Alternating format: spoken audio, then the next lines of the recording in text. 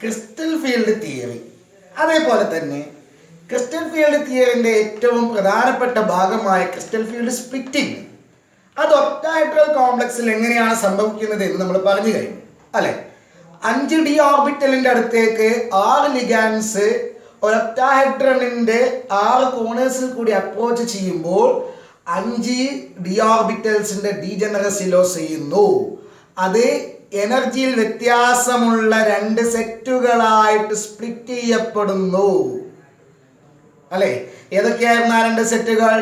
T2g and EG. T2gയിൽ 3 orbitals ആണുള്ളത്, EGയിൽ 2 orbitals ആണുള്ളത്. എന്തുകൊണ്ടാണ് ആ 2 രീതിയിലുള്ള എനർജിയിൽ വ്യത്യാസമുള്ള 2 സെറ്റുകൾ ഉണ്ടായത് എന്നൊക്കെ വളരെ വൃത്തിക്ക് നമ്മൾ കഴിഞ്ഞ ക്ലാസ്സിൽ ഡിസ്കസ് ചെയ്ത് കഴിഞ്ഞു. ഈ വീഡിയോയിൽ നമ്മൾ പറയാൻ പോകുന്നത് ഇതേ ലിഗാൻസ് അപ്രോച്ച് ചെയ്യുന്നത് ഒരു ടെട്രാഹെഡ്രൽ കോംപ്ലക്സിലാണ് എങ്കിൽ എങ്ങനെയാണ് അവിടുത്തെ ക്രിസ്റ്റൽ ഫീൽഡ് സ്പ്ലിറ്റിംഗ് സംഭവിക്കുന്നത്. ഓക്കെ, അതായത് ടെട്രാഹെഡ്രൽ കോംപ്ലക്സിലെ സെൻട്രൽ മെറ്റൽ ആറ്റത്തിന്റെ ഡി ഓർബിറ്റൽസിന്റെ അടുത്തോട്ട് 4 ലിഗാൻസ്, അവിടത്തെ ലിഗാൻസ് ഒക്ടാഹെഡ്രൽ കോംപ്ലക്സിൽ 6 ലിഗാൻസ് ആണ്, ഇവിടെ 4 ലിഗാൻസ് ആണ്. ഓക്കെ, 4 ലിഗാൻസ് അപ്രോച്ച് ചെയ്യുമ്പോൾ എങ്ങനെയാണ് സ്പ്ലിറ്റിംഗ് സംഭവിക്കുന്നത് എന്ന് നമുക്കൊന്ന് ഡിസ്കസ് ചെയ്യാം. സോ നമ്മുടെ ഇന്നത്തെ discussion topic crystal field splitting. Crystal field splitting in tetrahedral complexes. Okay, tetrahedral complexes. കുഞ്ഞു നന്നായി ശ്രദ്ധിക്കണം കേട്ടോ, എന്താ സംഗതി എന്നുള്ളത് പെട്ടെന്ന് മനസ്സിലാക്കിയിട്ട് പോവാം നമുക്ക്. അപ്പോ ഈ ടെട്രാഹെഡ്രൽ എന്ന് പറഞ്ഞാൽ എന്തുവാ, ഷേപ്പ് എങ്ങനെ നിങ്ങൾക്ക് അറിയാലോ. എന്താണ് ഇതാ, ഇങ്ങനെയാണ് ടെട്രാഹെഡ്രൽ അല്ലെ. അപ്പൊ ടെട്രാഹെഡ്രൽ കോംപ്ലക്സ് എന്ന് പറയുമ്പോൾ ടെട്രാഹെഡ്രണിന്റെ സെന്ററിലാണ് നമ്മുടെ സെൻട്രൽ മെറ്റൽ ആറ്റം അല്ലെങ്കിൽ അയോൺ ഉള്ളത്, Mn+. ഓക്കെ, അപ്പൊ ലിഗാൻസ് ഈ സെൻട്രൽ മെറ്റൽ ആറ്റത്തിനെ അപ്രോച്ച് ചെയ്യുന്നത് ഇതിന്റെ 4 കോണുകൾ കൂടിയിട്ടാണ്, ടെട്രാഹെഡ്രണിന്റെ 4 കോണുകൾ കൂടിയിട്ടാണ്. ഓക്കെ, അപ്പൊ ഇത് ശരിക്കും ഒന്ന് മനസ്സിലാക്കാൻ വേണ്ടിയിട്ട് ആക്ച്വലി ഒരു ടെട്രാഹെഡ്രണിന്റെ സെന്റർ എന്ന് പറഞ്ഞാൽ, ഞാൻ ശ്രദ്ധിക്കണം നോക്കേ, ഒരു ടെട്രാഹെഡ്രണിന്റെ സെന്റർ എന്ന് പറഞ്ഞാൽ ആക്ച്വലി ഒരു ക്യൂബിന്റെ സെന്ററാണ്. മനസ്സിലായോ? ഇനി ആ 4 കോണുകൾ ഉണ്ടല്ലോ, ടെട്രാഹെഡ്രണിന്റെ 4 കോണുകൾ, അത് ക്യൂബിന്റെ 4 ഓൾട്ടർനേറ്റ് കോണേഴ്സ് ആണ്. അത് മനസ്സിലാക്കാൻ വേണ്ടിയിട്ട് മാഷ ചിത്രം വരച്ച് കാണിച്ചു തരാം, നോക്കിക്കോളൂ. ഒരു ക്യൂബ്,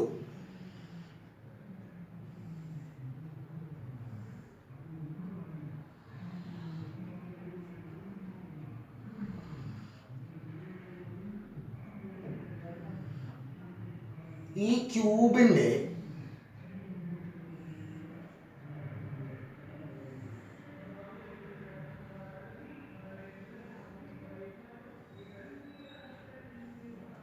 ക്യൂബിന്റെ സെന്ററിലാണ് ടെട്രാഹെഡ്രണിന്റെ സെന്റർ ഉള്ളത്. ഈ സെന്ററിലാണ്. ഓക്കെ, അപ്പൊ ഇത് കോംപ്ലക്സ് ആയിട്ട് എടുക്കുമ്പോൾ ഈ ക്യൂബിന്റെ സെന്ററിലാണ് നമ്മുടെ Mn+ ഉള്ളത്, സെൻട്രൽ മെറ്റൽ ആയിട്ടുള്ളത് ഇവിടെയാണ്. ഓക്കെ, ഇനി ഇതിന്റെ 4 ആൾട്ടർനേറ്റ് കോണേഴ്സ് നമുക്ക് എടുക്കാം.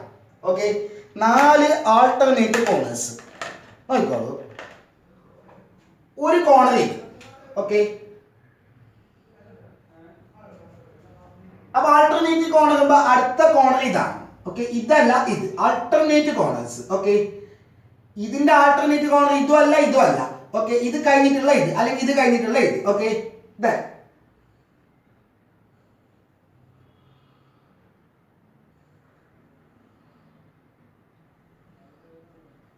ഓക്കെ, ഇനി അടുത്ത കോണർ ഇതല്ല, ഇത്. ഓക്കെ,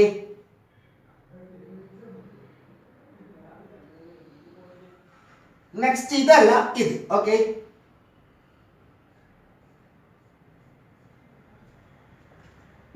ഇതിനൊന്ന് ചെരിച്ച് വെച്ച് കഴിഞ്ഞാൽ ഇതന്നെയല്ലേ സംഗതി. ഈ പൊസിഷനാണ് ഇത്, ബാക്കി 3 പൊസിഷനുകളാണ് ഇതും ഇതും. ഓക്കെ, അപ്പോ ലിഗാൻഡ് ഉള്ളത് ഇവിടെയാണ്. 4 ആൾട്ടർനേറ്റ് ക്യൂബിന്റെ 4 ആൾട്ടർനേറ്റീവ് കോർണേഴ്സിലാണ് ലിഗാൻഡ് ഉള്ളത്. അല്ലെങ്കിൽ ഇങ്ങനെ പറയാം, സെൻട്രൽ മെറ്റൽ ആറ്റത്തിനെ ലിഗാൻഡ്സ് അപ്രോച്ച് ചെയ്യുന്നത് ക്യൂബിന്റെ സെന്ററിലുള്ള സെൻട്രൽ മെറ്റൽ ആറ്റത്തിനെ 4 ലിഗാൻഡ്സ് അപ്രോച്ച് ചെയ്യുന്നത് ആ ക്യൂബിന്റെ 4 ആൾട്ടർനേറ്റ് കോർണേഴ്സിൽ കൂടിയിട്ടാണ്. ഓക്കെ, ഇനി ഈ ക്യൂബില് നമുക്ക് കോർഡിനേറ്റ് സിസ്റ്റം ഒന്ന് കാണിക്കാം. ഓക്കെ, അതില് എക്സ് ആക്സിസ് ഇതാണ് എക്സ് ആക്സിസ് എന്ന് വിചാരിക്കാം. അതായത് ഫേസിന്റെ മുകളിലത്തെ ഫേസിന്റെ സെന്ററിലോട്ടാണ് എക്സ് ആക്സിസ് പോയിന്റ് ചെയ്തിട്ടുള്ളത്. ഓക്കെ, ഇതാ ഈ മുമ്പിലത്തെ ഫേസിന്റെ സെന്ററിലോട്ടാണ് വൈ ആക്സിസ് പോയിന്റ് ചെയ്തിട്ടുള്ളത്. ഇതാ ഈ ഫേസിന്റെ സെന്ററിലോട്ടാണ് സെഡ് ആക്സിസ് പോയിന്റ് ചെയ്തിട്ടുള്ളത്. Okay, z y x. Okay, അപ്പോ ഇതിന്റെ താഴോട്ട് -x, ബാക്കിലോട്ട് -y, ഇങ്ങോട്ട് -z ആക്സിസ്. ഓക്കെ, അങ്ങനെയാണെങ്കിൽ നിങ്ങൾ നേരെ നോക്കുമ്പോഴേ ആക്ച്വലി സെൻട്രൽ മെറ്റൽ ആറ്റത്തിനെ ലിഗാൻഡ്സ് അപ്രോച്ച് ചെയ്യുന്നത് ബിറ്റ്വീൻ ദി ആക്സിസ് ആണ്, എലോങ് ദി ആക്സിസ് അല്ല. നേരെ മറിച്ച് എവിടെ ഒക്ടാഹെഡ്രൽ കോംപ്ലക്സിൽ ലിഗാൻഡ്സ് സെൻട്രൽ മെറ്റൽ ആറ്റത്തിനെ അപ്രോച്ച് ചെയ്യുന്നത് എലോങ് ദി ആക്സിസ് ആണ്. ഓക്കെ, അവിടെ എലോങ് ദി ആക്സിസ് ആണ്, ഇവിടെ ഇൻ ബിറ്റ്വീൻ ദി ആക്സിസ് ആണ്. ഇത് മനസ്സിലേക്ക് വെച്ചല്ലോ. ഓക്കെ, അങ്ങനെയാണെങ്കിൽ നമുക്കിനി നെക്സ്റ്റ് ഇവിടുത്തെ സ്പ്ലിറ്റിംഗ് എങ്ങനെയാണ് നോക്കാം. വളരെ simple. Okay, suppose ligands approach ചെയ്തിട്ടില്ല, സെൻട്രൽ മെറ്റൽ ആറ്റം ഫ്രീ ആയിട്ട് നിൽക്കാണ്. Okay, central metal atom free ആയിട്ട് നിൽക്കാണ്. അതിന്റെ 5 d ഓർബിറ്റൽസ് ആണ്. ഇതാ ഈ സെൻട്രൽ മെറ്റൽ ആറ്റത്തിന്റെ 5 d ഓർബിറ്റൽസ്. അവിടെ ഇലക്ട്രോൺസ് ഉണ്ട്. ഓക്കെ, അപ്പൊ ഇത് 5 d ഓർബിറ്റൽസ് ഓഫ്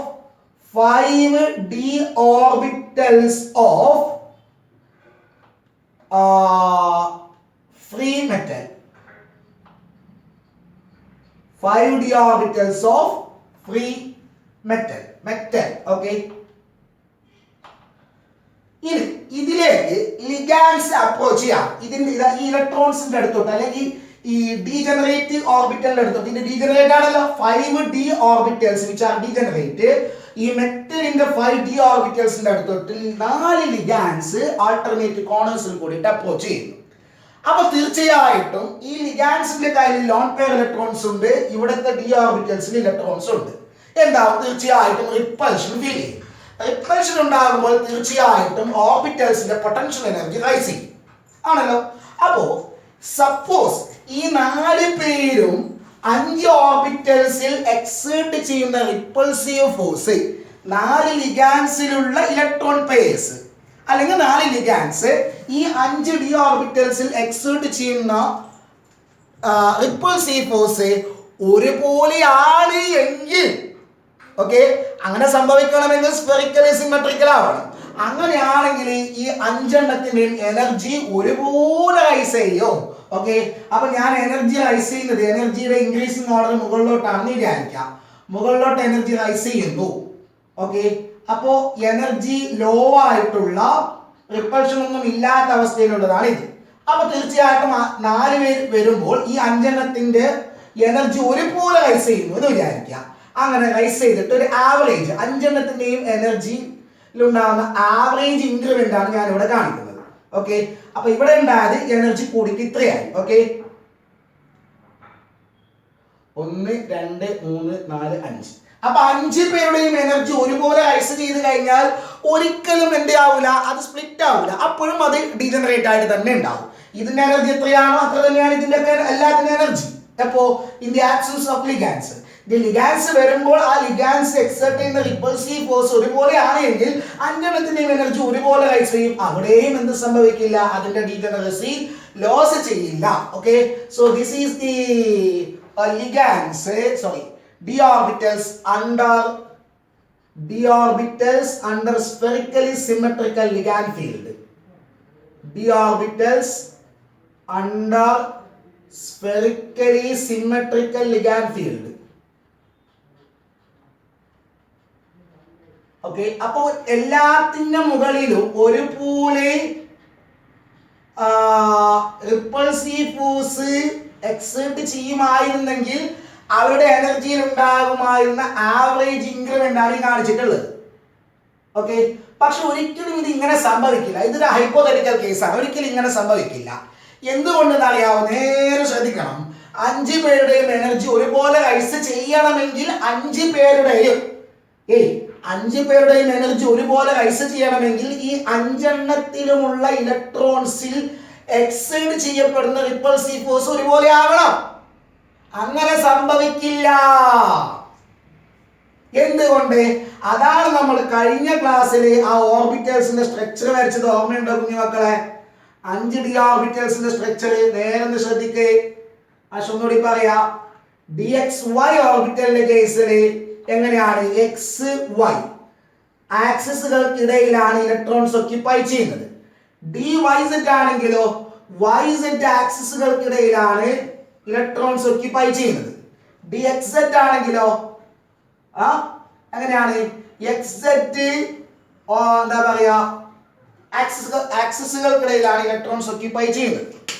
ഇനി x2 y2 ആണെങ്കിലോ DX2 y2 ആണെങ്കിലോ XY along the axis ആയിട്ടാണ് ഇലക്ട്രോൺസ് ഒക്യുപ്പൈ ചെയ്യുന്നത്. DZ2 ആണെങ്കിലോ along the axis and around the ഇങ്ങനെയാണ് ഇലക്ട്രോൺസ് ഒക്യുപ്പൈ ചെയ്യുന്നത് ആണല്ലോ. അപ്പോ എല്ലാത്തിലും ഇലക്ട്രോൺസ്, ഈ 5 എണ്ണത്തിലും ഇലക്ട്രോൺസ് ഒക്യുപ്പൈ ചെയ്യുന്നത് ഒരുപോലെയാണോ? അല്ല. അങ്ങനെയാണെങ്കിൽ 5 ഓർബിറ്റൽ, ഈ ഓർബിറ്റലിലും ഈ ഓർബിറ്റലിലും ഈ ഓർബിറ്റലിലും 5 ഓർബിറ്റലിലും ഉൾക്കൊള്ളുന്ന ഇലക്ട്രോണുകൾക്ക് ഫീൽ ചെയ്യപ്പെടുന്ന റിപ്പൾസീവ് ഫോഴ്സ് ഒരുപോലെ ആയിരിക്കുമോ? അല്ല. എന്തേ? അതിന് ഇവിടേക്ക് ഇങ്ങോട്ട് നോക്ക്. ലിഗാൻഡ് ഇലക്ട്രോൺ പെയറും കൊണ്ട് വരുന്നത് ഇൻ ബിറ്റ്വീൻ ദി ആക്സിസ് ആണ്, അലോങ് ദി ആക്സിസ് അല്ല. അങ്ങനെയാണെങ്കിൽ ഇൻ ബിറ്റ്വീൻ ആക്സിസുകൾക്ക് ഇടയിലായിട്ട് ഇലക്ട്രോൺസ് ഒക്യുപ്പൈ ചെയ്യുന്ന ഈ 3 എണ്ണത്തിന് ഫീൽ ചെയ്യുന്ന റിപ്പൾസീവ് ഫോഴ്സ് കൂടുതലായിരിക്കും. ഇവിടെ ഇലക്ട്രോൺസ് ഉള്ളത് എവിടെയാണോ അതിലെ കൂടിയിട്ടാണ് ലിഗാൻഡ് വരുന്നത്. അതേസമയം ഇവിടെ ആക്സിസിലാണ് ഇലക്ട്രോൺ ഉള്ളത്. ഇലക്ട്രോൺ ഉള്ളത് ആക്സിസിലാണ്. ഇലക്ട്രോണും കൊണ്ട് ലിഗാൻഡ് വരുന്നത് ആക്സിസിന്റെ അടുത്ത് കൂടിയിട്ടാണ്. അതുകൊണ്ട് ഇവർക്ക് ഫീൽ ചെയ്യുന്ന റിപ്പൾഷൻ കുറവായിരിക്കും. അതുകൊണ്ട് തന്നെ റിപ്പൾഷനിൽ എക്സ്പീരിയൻസ് ചെയ്യപ്പെടുന്ന റിപ്പൾഷനിൽ വ്യത്യാസമുണ്ടല്ലോ. അങ്ങനെയാണെങ്കിൽ എവിടെയാണ് റിപ്പൾഷൻ കൂടുതൽ? എവിടെയല്ലേ? അതുകൊണ്ട് തന്നെ ഈ 3 എണ്ണത്തിന്റെ പൊട്ടൻഷ്യൽ എനർജി കൂടുതലായിട്ട് റൈസ് ചെയ്യും. എത്ര അറിയാവോ? നമ്മൾ എക്സ്പെക്ട് ചെയ്ത ഈ ആവറേജിനേക്കാൾ കൂടുതലായിട്ട് റൈസ് ചെയ്യും. അതേസമയം ഇവരുടെ എനർജിയിൽ ഉണ്ടാകുന്ന ഇൻക്രിമെന്റ് നമ്മൾ വിചാരിച്ചതിനേക്കാളും കുറവായിരിക്കും. പക്ഷെ ഇതിനേക്കാൾ കൂടുതലായിരിക്കും. ഓക്കെ അല്ലേ? ഇതിനേക്കാൾ എനർജി റൈസ് ചെയ്യും. പക്ഷെ ഇത്ര ആവറേജ് ആയിട്ട് നമ്മൾ കൺസിഡർ ചെയ്തത് എത്രയാണോ അതിനേക്കാൾ കുറവായിരിക്കും. അതായത് 5 എണ്ണത്തിന്റെ എനർജി ഒരുപോലെ റൈസ് ചെയ്യുന്നില്ല. അപ്പോൾ എനർജിയിൽ വ്യത്യാസമുള്ള 2 സെറ്റുകളായിട്ട് അത് സ്പ്ലിറ്റ് ചെയ്യുന്നു. ഒരു സെറ്റിൽ ഈ 3 എണ്ണവും രണ്ടാമത്തെ സെറ്റിൽ ഈ 2 എണ്ണം ഉണ്ടാകും. ഓക്കെ, അപ്പൊ ഏറ്റവും കൂടുതലായിട്ട് എനർജി റൈസ് ചെയ്യുന്നത് ആരാണ്? ആർക്കാണ്? ഈ 3 എണ്ണത്തിനാണ്. അപ്പൊ ആ 3 എണ്ണം മുകളിൽ ഉണ്ടാവും. ഓക്കെ, അതാ 3 എണ്ണമുള്ള triply degenerate set. Okay, triply degenerate set which consisting of DXY, DYZ and DXZ. മനസ്സിലായോ? ഓക്കെ, ഇനി ഇവരെ പറഞ്ഞൊരു പേരുണ്ട്. ഇവരെ പറഞ്ഞ പേരാണ് T2 ഓർബിറ്റൽസ്. T2 orbitals. ഇനി ഈ 2 എണ്ണത്തിന്റെ എനർജി നമ്മൾ നമ്മൾ കൺസിഡർ ചെയ്യുന്ന ആ ആവറേജ് ഇൻക്രിമെന്റിനേക്കാൾ കുറവായിരിക്കും. ഓക്കെ, അപ്പൊ ആ 2 എണ്ണമുള്ള set DX2 Y2 and DZ2 ഇവരെ പറഞ്ഞ പേരാണ് ഈ ഓർബിറ്റൽസ്. മനസ്സിലായോ? അപ്പൊ എന്താണ്? 5 ഡി ഓർബിറ്റൽസ്, ഡീജനറേറ്റ് ആയിട്ടുള്ള 5 ഡി ഓർബിറ്റൽസ് എനർജി വ്യത്യാസമുള്ള 2 ഡീജനറേറ്റ് സെറ്റുകളായിട്ട് സ്പ്ലിറ്റ് ചെയ്തു. And this is the crystal field splitting in tetrahedral complexes. ഓക്കെ, ഇനി ഈ രണ്ടെണ്ണം തമ്മിലുള്ള എനർജി ഡിഫറൻസ് ഉണ്ടല്ലോ, അതാണ് crystal field splitting energy or crystal field stabilisation energy, CFSC, and denoted as delta T. Okay, ഇത് മുകളിൽ ശ്രദ്ധിച്ചോളെ, ചെറിയൊരു വ്യത്യാസം. മുകളിൽ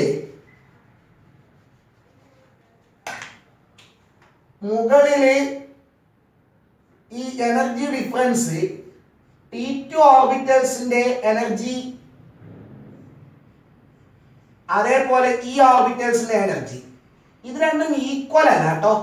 ഡെൽറ്റ ടി എന്ന് പറഞ്ഞ മുകളിലോട്ടും താഴോട്ടും ഈക്വൽ അല്ല. ഓക്കെ, ഈ മുകളിലോട്ട് ഡെൽറ്റ ടിയുടെ 0.4 ടൈംസേ ഉള്ളൂ. ഓക്കെ, താഴോട്ട് 0.6 times of delta T. Okay, അത് താഴോട്ട് ആവറേജിന്റെ താഴെ ആയതുകൊണ്ട് മൈനസ് ആയിട്ട് എടുക്കുന്നു. ഓക്കെ, അപ്പോ നേരെ മറിച്ചിട്ട് ഇനി ശ്രദ്ധിച്ചു, ഇത് നിങ്ങൾ ഈ ചിത്രം വരക്കാൻ പഠിക്കണം. വരക്കാൻ പഠിക്കുമ്പോൾ നന്നായിട്ടൊന്ന് ശ്രദ്ധിക്കേണ്ടത്, ആ ഒക്ടാഹെഡ്രലിനെ പഠിച്ചാൽ പിന്നെ ഇത് പഠിക്കാൻ ബുദ്ധിമുട്ടല്ല.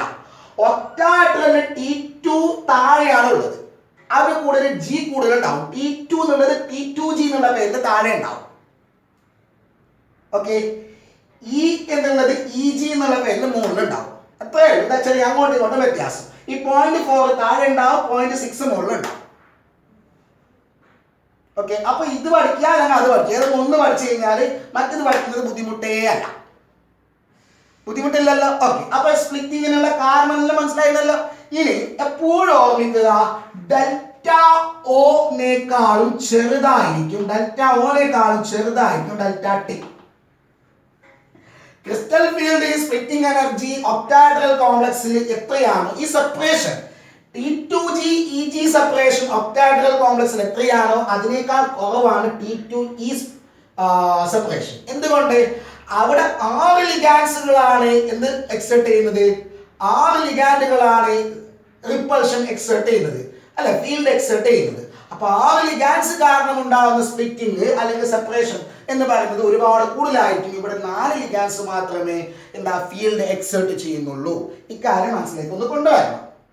ഓക്കെ, അപ്പൊ നമ്മൾ 3 വീഡിയോസിലായിട്ട് crystal field splitting, crystal field theory എന്താണ്, CFT എന്താണ്, അത് ഒക്ടാഹെഡ്രൽ കോംപ്ലക്സിൽ എങ്ങനെയാണ് ക്രിസ്റ്റൽ ഫീൽഡ് സ്പ്ലിറ്റിംഗ് സംഭവിക്കുന്നത്, ടെട്രാഹെഡ്രൽ ഫീൽഡിൽ എങ്ങനെയാണ് സംഭവിക്കുന്നത് എല്ലാം പറഞ്ഞു കഴിഞ്ഞു.